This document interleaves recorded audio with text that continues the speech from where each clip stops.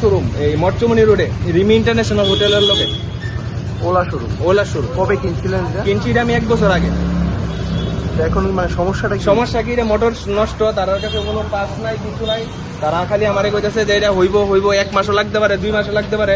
এই যে তাই নিয়েছে সার্ভিসের ছেলে, তাই আমারে কইতাছে যে 2 মাসও লাগতে পারে, এটা কোনো গ্যারান্টি নাই। আপনারা কি চান?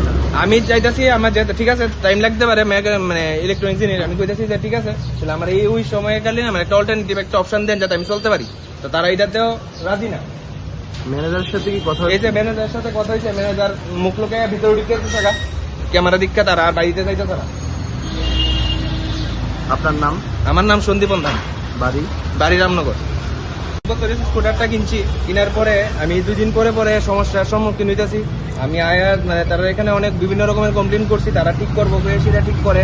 একজন সার্ভিসের ছেলে আসলো অভিজিৎ ম্যানেজার কয়া, তাই নিয়ে আমার প্রবলেম মোটরে ঠিক করে গুজামিল দিয়ে দিছে। এখন আমার আবার প্রবলেম হয়েছে, তারা বলছে 1 মাসও লাগতে পারে। কয়দিন লাগবে দাদা কইলেন? 1 মাসও লাগতে পারে, 2 মাসও লাগতেছে, সার্ভিসের ছেলেরা কইতেছে। তখন আমি 2 মাস লাগলে আমি কইতেছি একটা আমার অল্টারনেটিভ একটা অপশন দেওয়ার লিগা। তাই নিয়ে ম্যানেজার, এই যে ম্যানেজার আছে, এরিয়া ম্যানেজার আছে, তারা কোনো সম্মতি দিতেছে না। তারা কইতেছে তার কাছে কোনো অপশন নাই। তো আমি স্কুটার ছাড়া কিভাবে চলুম, আমার পরিবার কিভাবে চলবো, তো তারা এটার ভিতরে কোনো হেল্প নাই।